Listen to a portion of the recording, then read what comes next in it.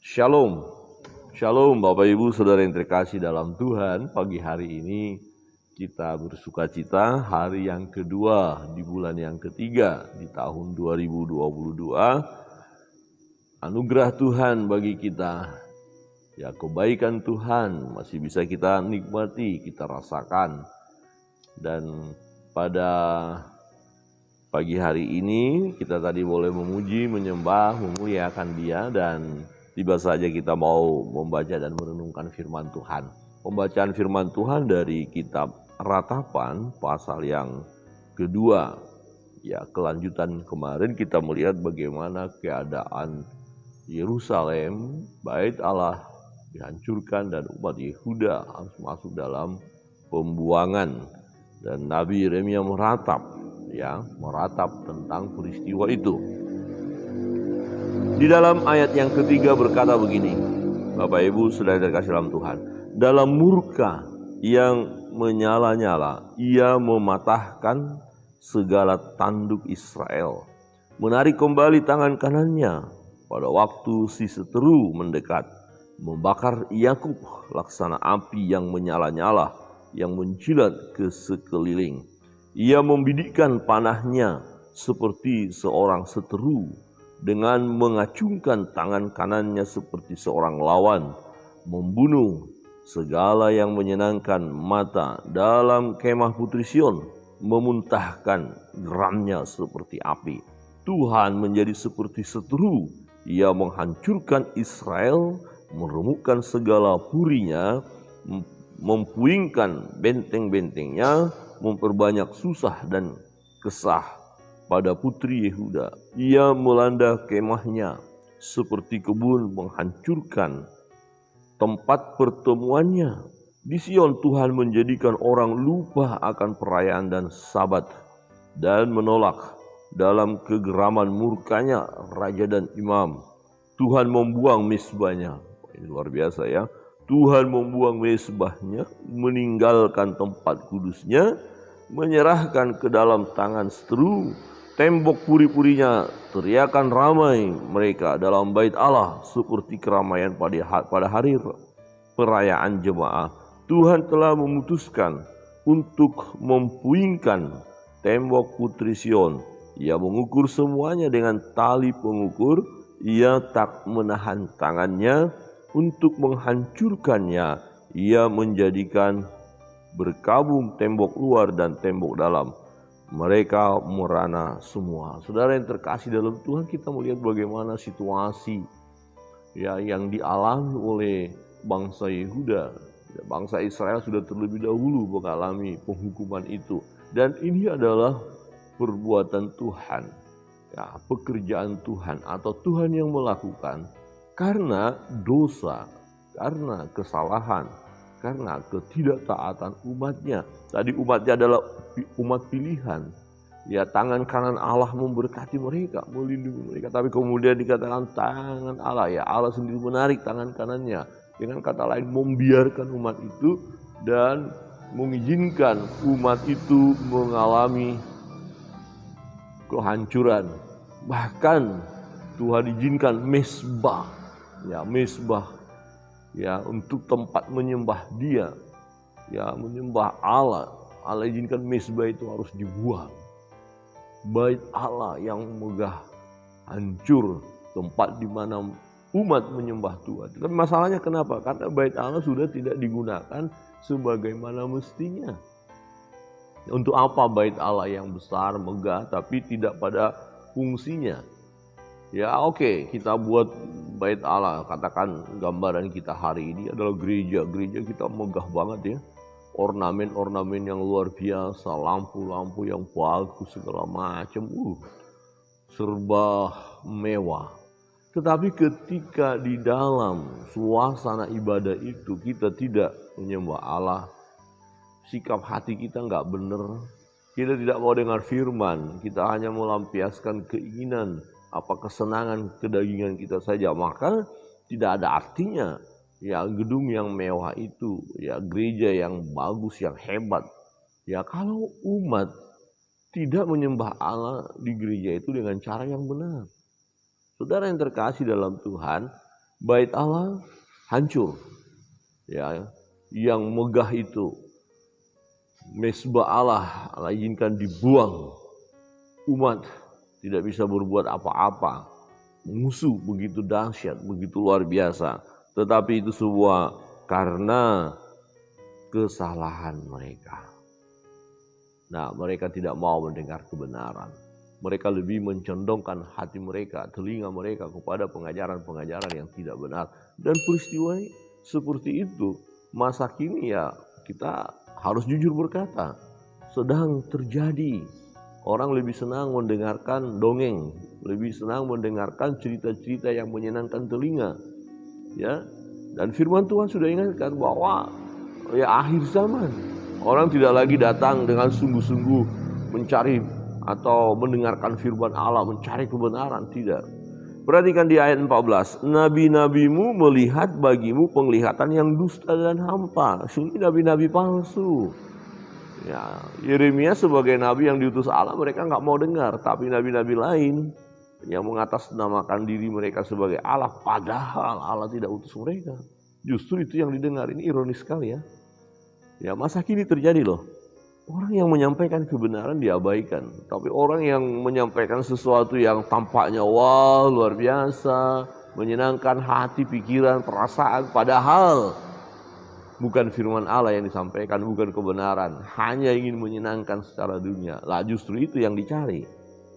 Ya wajarlah kalau nanti pada garis akhir ya mengalami penderitaan, mengalami kehancuran.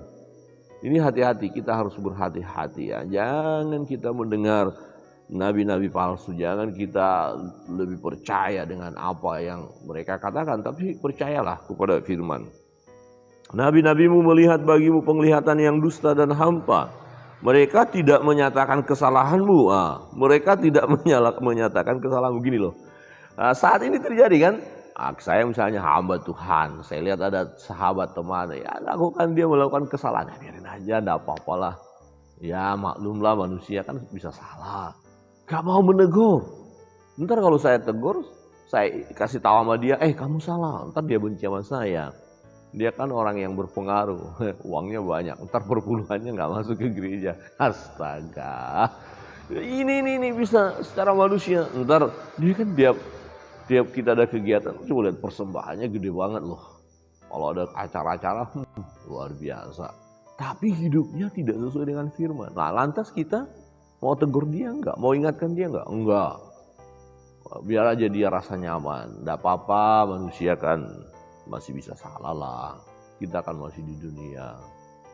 Seperti itu. Akhirnya seseorang itu tidak menyadari kesalahannya. Atau mungkin juga menyadari tapi dengan cara dia membantu segala macam, ya membuat ya perbuatan itu seolah-olah akan menutupi kesalahannya. Nggak bisa. Jadi kita harus tegur ya, hamba Tuhan akan Pak, Ibu, Om, Tante, Saudara, Sahabat, tindakanmu itu salah, kamu keliru.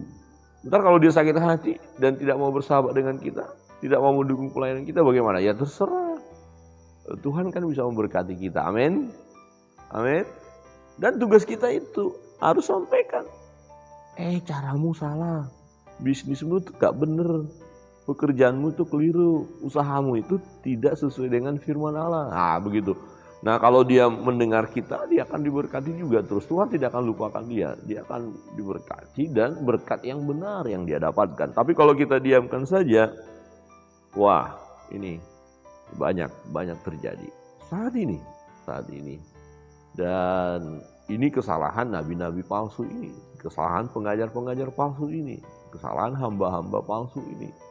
Ya berarti hamba Tuhan dalam tanda kutip, nabi dalam tanda kutip, ya dia hanya mau menyenangkan dirinya saja berarti.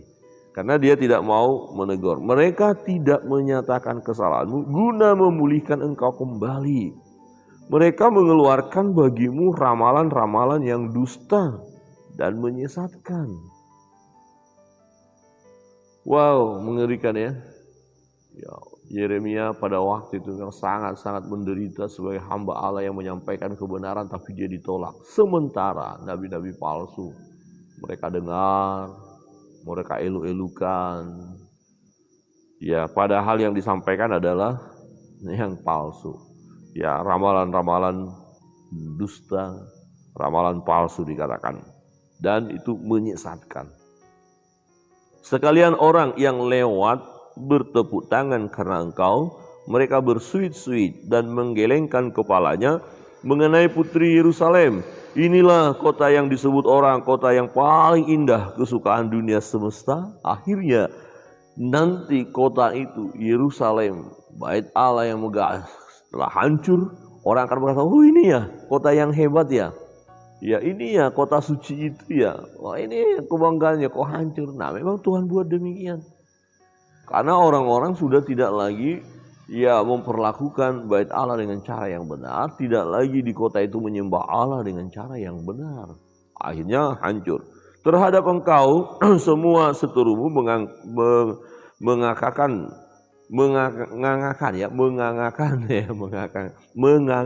mulutnya. Ya, mengangkat mulutnya, mereka bersuit-suit dan menggertakkan gigi. Kami telah memusnahkannya, kata mereka.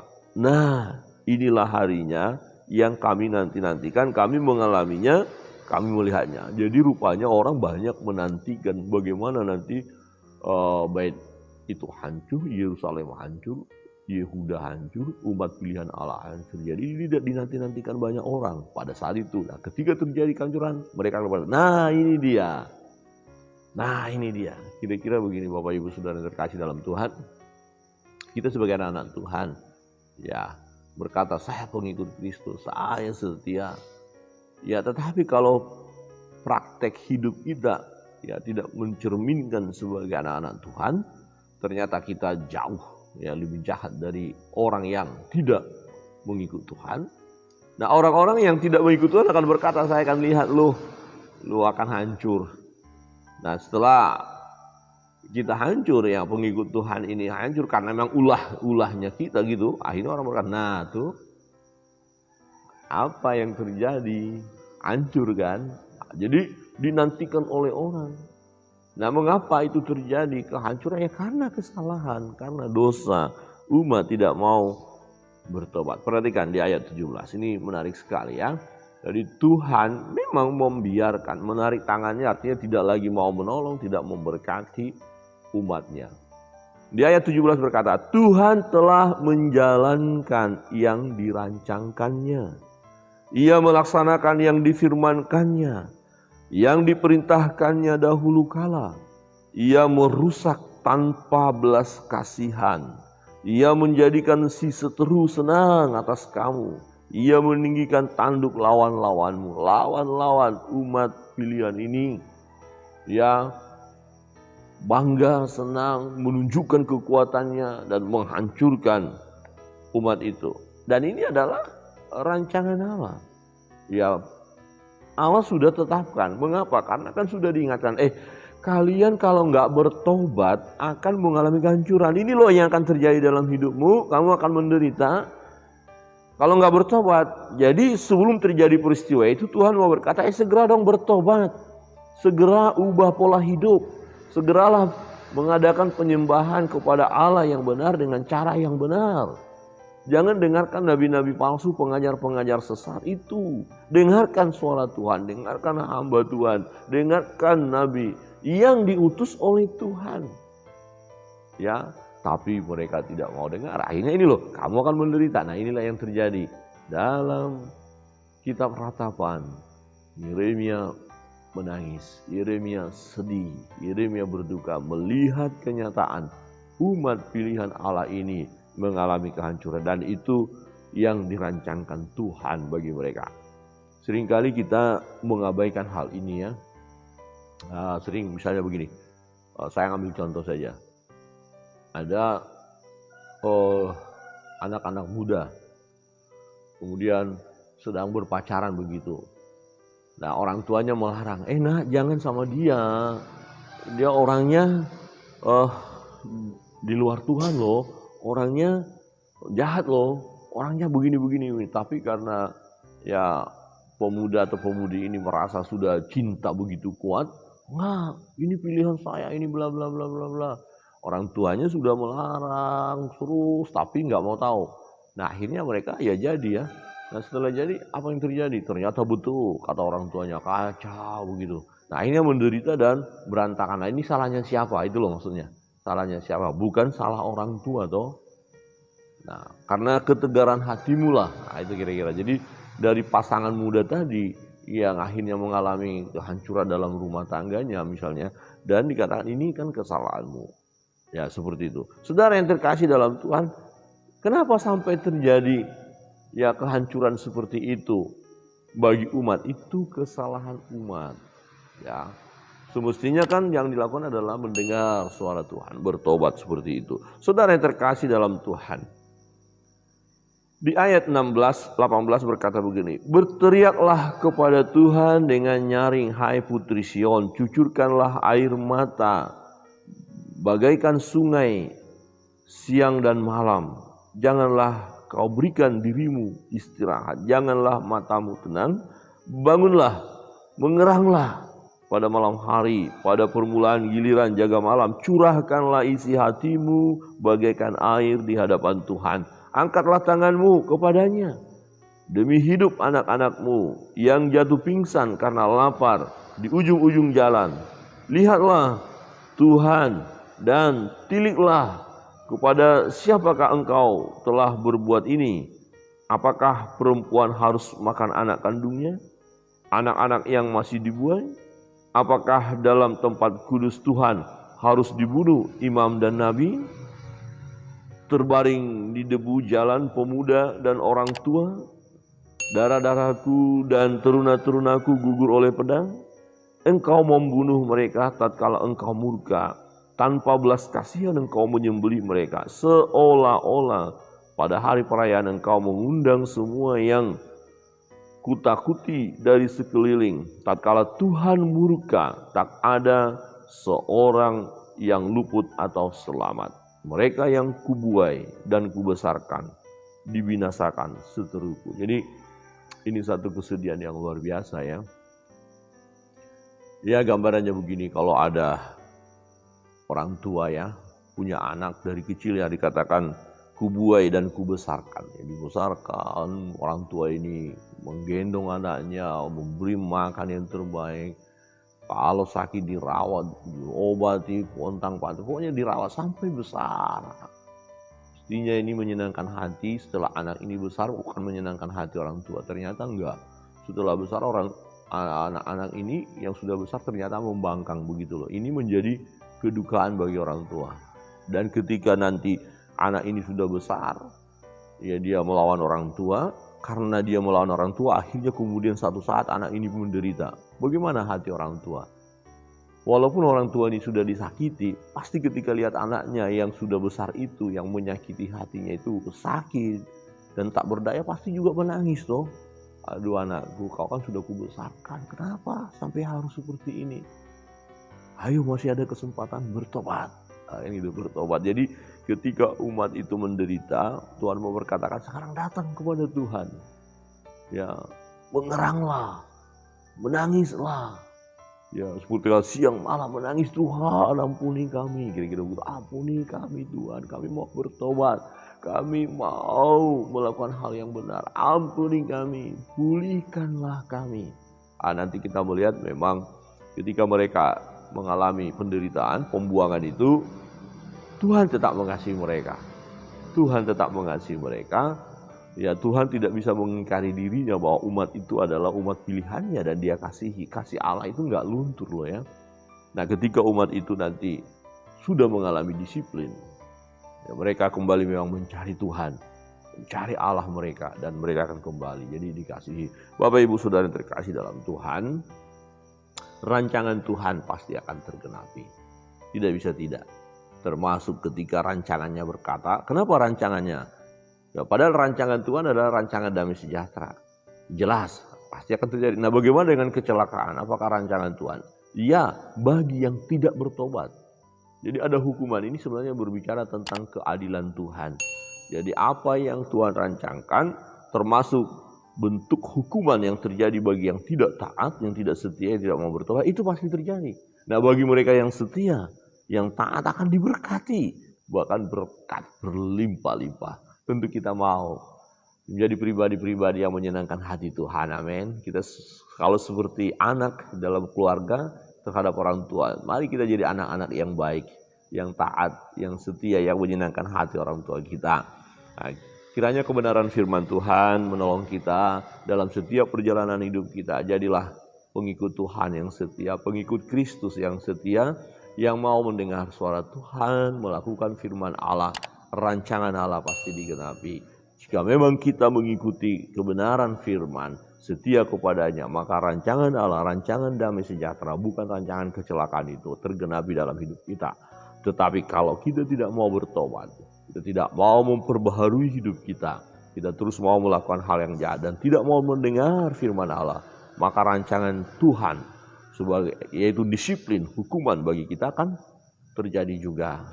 Tapi kita mau, tentu pilihan kita adalah kita mau taat, kita mau setia, dan berkat-berkat Allah lah yang mengalir bagi kita sekalian. Tuhan memberkati kita semua.